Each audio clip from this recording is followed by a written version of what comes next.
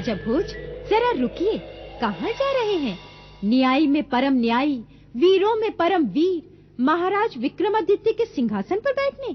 नहीं राजा भोज, तुम इस सिंहासन पर बैठने के योग्य नहीं हो। जरा सोचो, ऐसा कौन सा गुण है तुम में जो तुम्हें 32 पुतलियों वाले सिंहासन पर बैठने के योग्य बनाता है कोई ऐसा गुण? रुको, मैं तुम्हें महान सम्राट वीर विक्रमादित्य की कहानी सुनाती हूँ। एक दिन की बात है, वो अपने दरबार में इसी सिंहासन पर विराजमान थे। इस पत्र को तुरंत पाटलिपुत्र भेजने की व्यवस्था कीजिए। जो आज्ञा महाराज।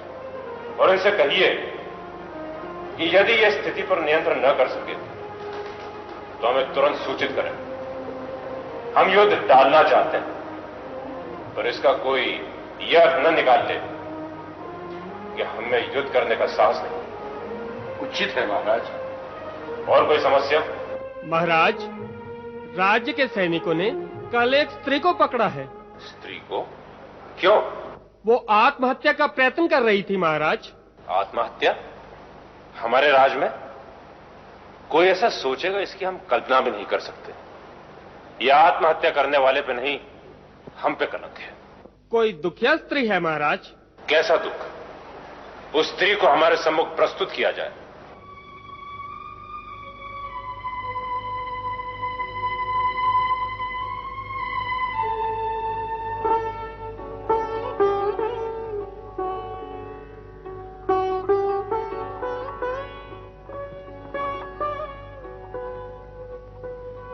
क्या बात है देवी?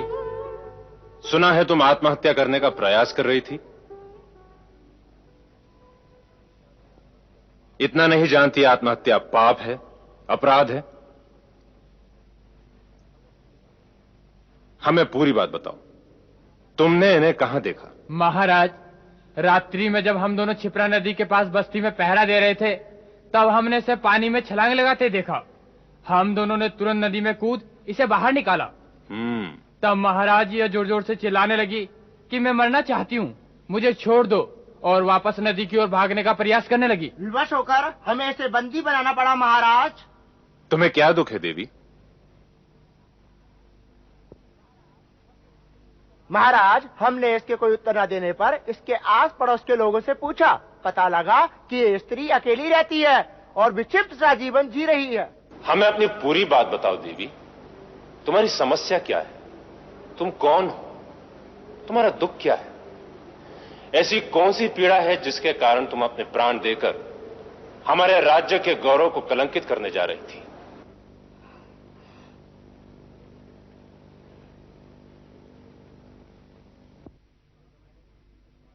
इस समय तुम पृथ्वी के स्वामी, परम न्यायी सम्राट विक्रमादित्य के सामने खड़ी हो। राजा तो पिता के समान होता है। निसंकोच कहो, तुम्हारी क्या समस्याएं हैं?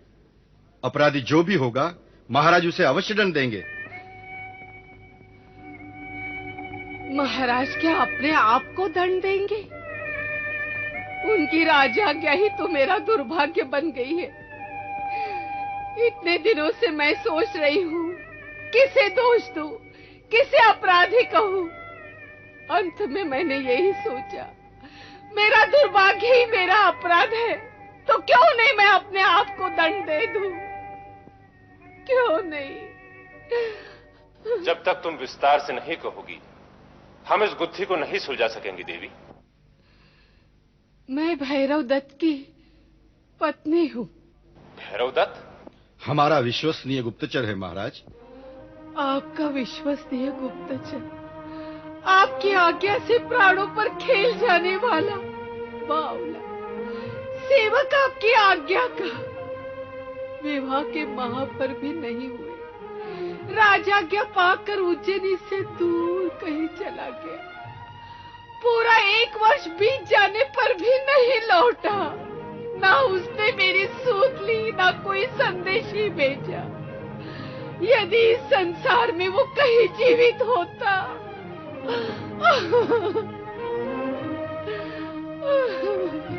ऐसा अपशकुन मत बोलो देवी। वो विक्रमादित्य का सेवक है, उस पर उंगली भी उठाने वाले को कड़ा दंड मिलेगा।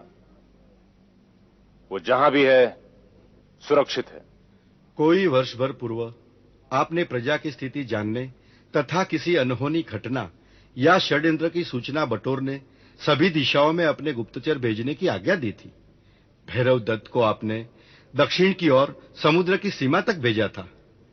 शेष सारे आ गए, पर वो नहीं लौटा तो उसकी खोज करने का प्रयत्न किया गया या नहीं?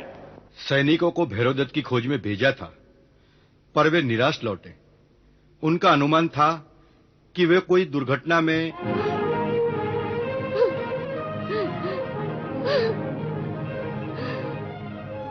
अब आप भी बताइए महाराज, मैं किसके सहारे जीऊं? किस लिए जीऊं? क्यों जीऊं? क्यों जीऊं मैं? चिंता ना करो, हम तुम्हारे अकेलेपन की पीड़ा को समझते हैं और इसमें हमारा क्या दोष हुआ यह भी हमें स्वीकार है। राजा होने के नाते हमारे अनुचरों की चिंता रखना और उन्हें संकट से बचाना हमारा कर्तव्य है। आज राखी का पर्व है, हम समझते हैं हमारी बहन हमारे घर आई है। तुम मेरी बहन हो। आज से इस राजमहल को अपना घर समझो। रहा भैरव दत्त के वापसी का प्रश्न, वो हमारी जिम्मेदारी है। उस वीर को पृथ्वी के किसी भी कोने से हम वापस लाएंगे। बहन को महल में ले जाओ।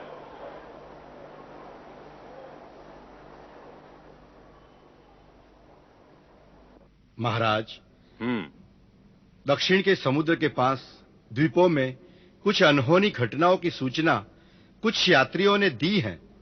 यूं तो आपके प्रताप से दक्षिण का पूरा मार्ग निष्कंटक है, फिर भी भैरव दत्त किसी रहस्य जाल में फंस सकता है। भैरव दत्त की खोज में शीघ्र ही कुछ सैनिकों को भेजा जाए महाराज। वे नहीं, हम जाएंगे उसकी खोज में। क्या? एक साधारण से सेवक की खोज में महाराज का स्वयं जाना उचित नहीं। भैरव दत्त यदि जीवित होगा तो स्वयं ही लौट कर आएगा। भैरव दत्त की पत्नी को धन देकर विदा कर दीजिए महाराज, वे संतुष्ट हो जाएगी। स्त्री का धन है उसका पति, हम उसे भैरव दत्त के साथ विदा करेंगे। आप भूल रहे हैं कि उसकी पत्नी हमारी बहन भी है। हमारा कर्तव्य दोहरा है, भाई के नाते भी, राजा के नाते भी।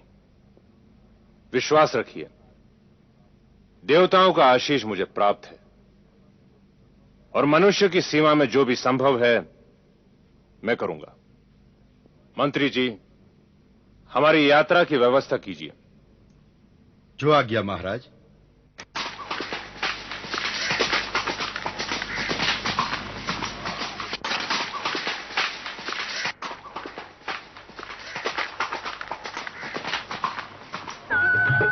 जय जय करुणाब्दे महादेव शंभु।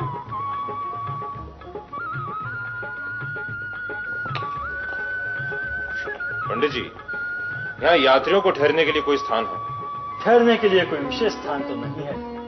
सागर दर्शन के लिए जो यात्री आते हैं वे यहीं मंदिर में ही ठहर जाते हैं। वर्ष भर पहले उज्जैनी से कोई युवक यहाँ के ठहरा था, भैरव दत्त था उसका नाम। नाम तो स्मरण नहीं, पर एक युवक यहाँ अवश्य आकर ठहरा था, उज्जैनी का ही था। उसी के खोज में मैं आया। उसकी किसी के साथ लड़ाई हो गई, यहाँ से पास ही गांव में बुरी तरह घायल हो गया था। अब सुना स्वस्थ हो रहा है। कितना दूर है ये गांव?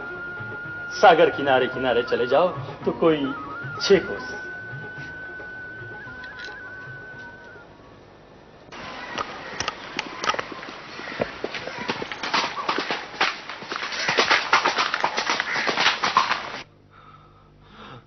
कोई भी साहसी वीर नहीं है इस गांव में। एक अत्याचारी अत्याचार कर रहा है और तुम सब अपनी आंखों से देखकर कुछ भी नहीं कर सकते। धिक्कार है ऐसे जीवन पर।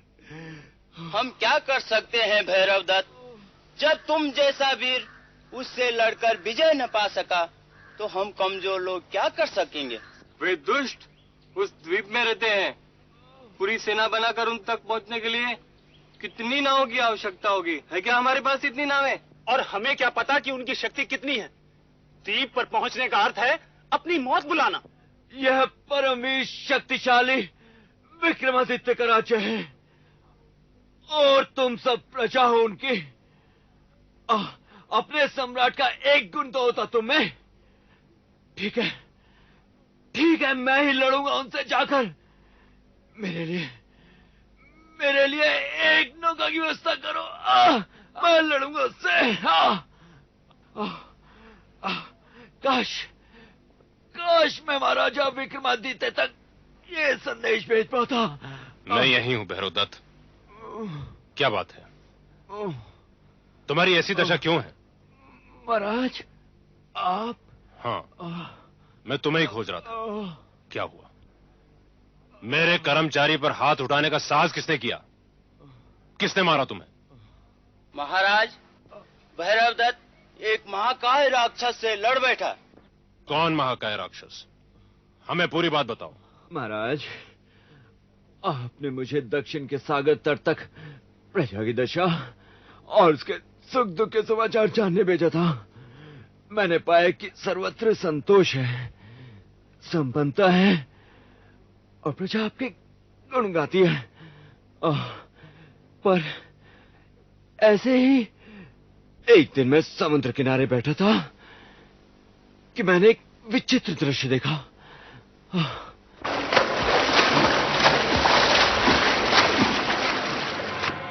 हमें बचाइए, हमें बचाइए, बचाइए, हमें बचाइए, बचाइए, हमें बचाइए। इस दुष्ट ने हमें अपने द्वीप पर कैद कर रखा है। हमें बचाइए, बचाइए, बचाइए, हमें बचाइए, बचाइए, बचाइए, बचाइए,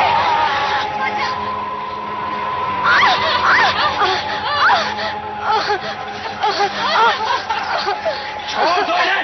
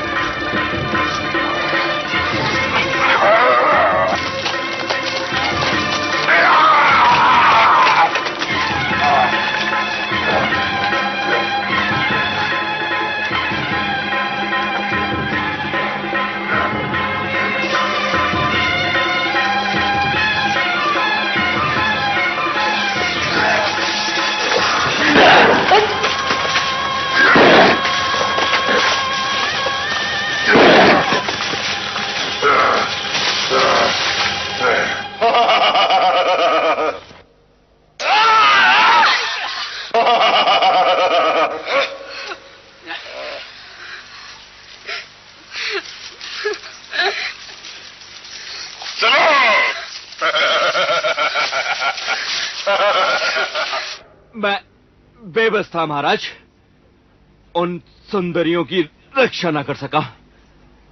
वो दुष्ट उन्हें नौका में बिठा उसी द्वीप पर ले गया। कौन सा द्वीप? द्वीप कितनी दूर होगा?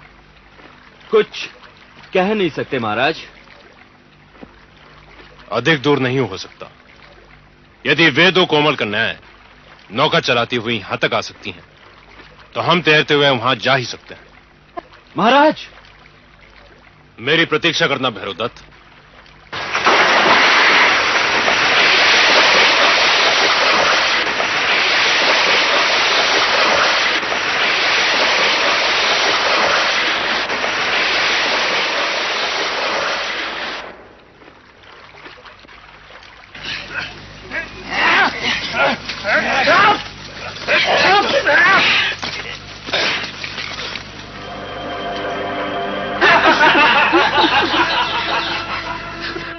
मुझे नहीं लगता कि शेष जीवन हमारा यहाँ से छुटकारा हो पाएगा। कभी हम अपने घर लौट सकेंगे, अपने माता पिता से मिल भी पाएंगे। मुझे लगता है कि अब तक उन्होंने भी हमें मृत समझ लिया होगा। उन्हें क्या पता कि हम दोनों यहाँ इस द्वीप में बंदी हैं। पता होता तो शायद वे हमें छुड़ाने का प्रयत्न भी करते। क्या लेने आए हो तुम दोनों? कहाँ के हो? कच्छ से आए हैं, बहुत दूर से। सब हमारे पास दूर दूर से आते हैं और हमसे जो लेके जाते हैं ना वह भी बहुत दूर का होता है। क्या चाहिए तुम्हें? नगर सेठ को दास दासियां चाहिए। मूल्य अधिक लगे कोई बात नहीं, पर वे अच्छे और गुणवान होने चाहिए। अरे बलादित, तो ऐसे दास दासी देगा कि तुम्हारे नगर सेठ भी कहेंगे क्या बात। दो तो राजकुमारियां हैं, उनका अपहरण करने हम गए थे। उनका नाम सुनकर हमारा एक साथी भी मारा गया, पर ले ही आया आखिर। हो दम तो खरीद लो, गांठ में माल होना चाहिए। लाए हो ना? अरे पहले कुछ बतलाओगे भी या यूं ही बड़बड़ करते रहोगे? जाओ, दोनों को लेकर के आओ, और नहीं आए तो घसीटते लाना। जाओ जल्दी।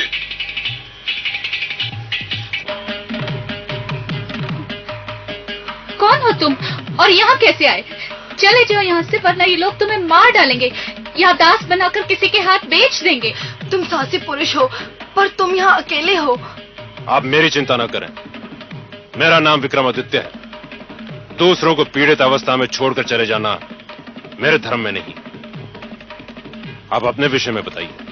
हम दोनों बहनें राजा चक्रपाल की पुत्रियां हैं। महल के उद्यान में थी, तभी एक दुष्ट राक्षस हमें अपहरण करके यहाँ ले आया और अब हमें दासी के रूप में बेचना चाहता है। अब निश्चिंत रहें, आपका कोई कुछ नहीं बिगाड़ सकता। लगता है कोई आ रहा है। कोई बात नहीं।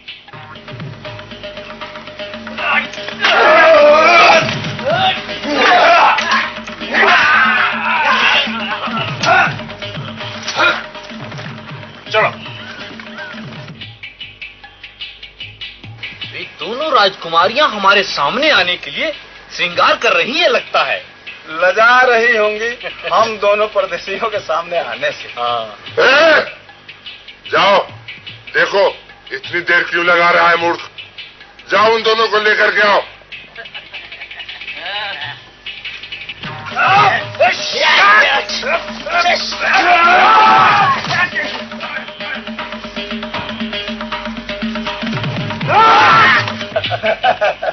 इसमें संदेह नहीं कि दोनों राजकुमारियां परम सुंदर होंगी। अरे जो जाता है वही कहो के रह जाता है। कहिए बलादित्य जी, यदि वे न आ रही हूँ तो हम ही चले उन सुंदरियों के दर्शन को। कौन हो तुम? इस प्रश्न का उत्तर देने के पहले या बाद मुझे तो तेरी दुर्दशा करनी ही है।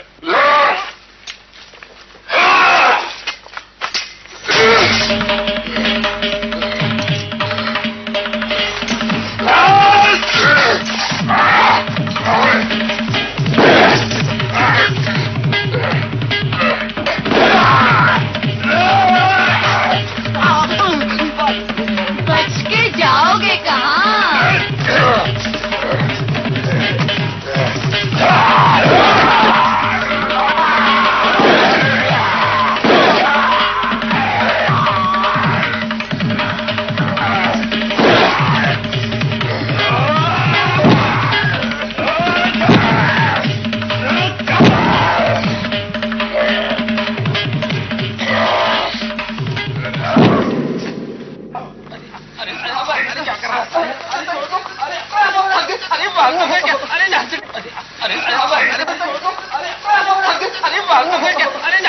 चलो।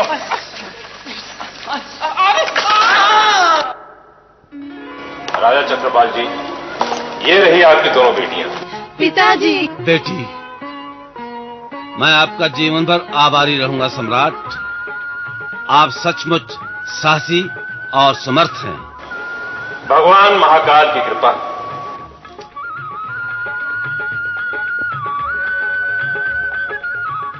कहते हैं वीरता की अनेक गाथाओं के मूल में किसी स्त्री की आंख के आंसू होते हैं। इसने तुम्हारे ना रहने पर बहुत कष्ट सहा है। मेरी बहन को सुख से रखना, और हां, तुम्हारी वीरता और साहस के लिए ये पुरस्कार।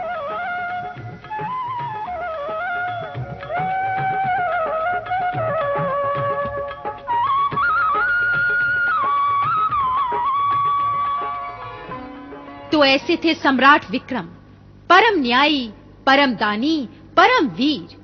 तू भी इस पृथ्वी का राजा है और विक्रमादित्य के सिंहासन पर बैठने की इच्छा रखता है, पर इस सिंहासन पर बैठकर तू विक्रमादित्य नहीं हो जाएगा। जरा सोच, विक्रम के गुणों का 10 मांस भी है तुझ में। हर पुतली का किस्सा है एक से एक निराला।